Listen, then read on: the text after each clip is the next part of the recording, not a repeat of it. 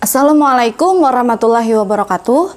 Perkenalkan, nama saya Erlina Halizasmi. Saya dari kelompok F, mahasiswa program studi pendidikan profesi nurse angkatan 19, Fakultas Kedokteran Universitas Lambung Mangkurat.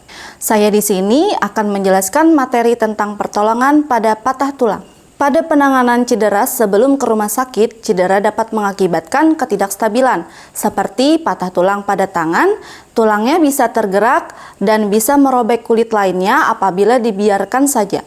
Maka dari itu diperlukannya penahanan atau imobilisasi menggunakan bidai untuk mencegah pergerakan pada tulang yang patah, untuk mengurangi kerusakan lebih banyak, melindungi jaringan lunak, mengurangi rasa sakit, dan mempercepat kesembuhan. Bidai adalah alat yang digunakan untuk pertolongan pertama pada korban patah tulang yang bertujuan untuk menjaga agar bagian tubuh yang patah tidak berubah posisi dan mencegah terjadinya luka baru.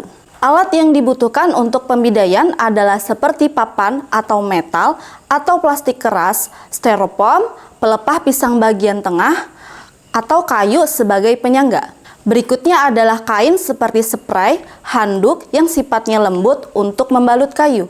Kain yang panjang untuk membalut antar bidai seperti kerudung segi empat, selendang, dan tapih bahalai. Terakhir adalah lakban untuk merekatkan kain yang dibalut ke kayu. Syarat bidai yang digunakan untuk pertolongan pertama pada patah tulang adalah bidai harus berbentuk tegak dan keras, bagian luar keras dan bagian dalam harus lembut serta panjang. Bidai harus melewati 2 sendi dan pembabatan dilakukan di 3 titik atau 3 sisi. Berikutnya akan saya jelaskan tentang cara membidai. Yang pertama, periksa di mana lokasi cedera berada, seperti nampak adanya perdarahan terbuka atau nampak memar atau terdengar suara gerakan atau gesekan tulang patah saat menggerakkan badan.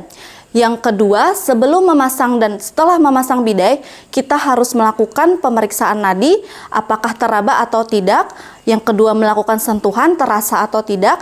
Dan yang ketiga, melihat pergerakan, apakah dapat bergerak bebas atau tidak pada area yang patah. Jika nadi tidak teraba setelah pembidaian, berarti bidai yang kita pasang itu terlalu kencang. Jika sentuhan yang dirasakan, korban tidak ada merasakan, berarti bidai yang kita pasang itu terlalu kencang. Dan jika korban masih bebas menggerakkan organ yang cedera, berarti bidai yang dipasang terlalu longgar. Ketiga, apabila di lokasi hanya mendapat satu papan atau sejenisnya yang digunakan untuk bidai, maka gunakan bidai pada bagian dalam badan yang patah. Keempat, apabila di lokasi hanya mendapat 2 papan atau sejenisnya yang digunakan untuk bidai, maka gunakan bidai pada bagian luar dan dalam badan yang patah. Kelima, apabila di lokasi hanya mendapat 3 papan atau sejenisnya yang digunakan untuk bidai, maka gunakan bidai pada bagian bawah, luar, dan dalam badan yang patah. Keenam, bidai dipasang pada 3 titik atau 3 sisi. Yang ketujuh, bidai harus melewati 2 sendi. Demikian materi tentang pertolongan pada patah tulang yang saya sampaikan. Semoga para pemirsa bisa memahami dan mempraktikkannya. Terima kasih. Wassalamualaikum warahmatullahi wabarakatuh.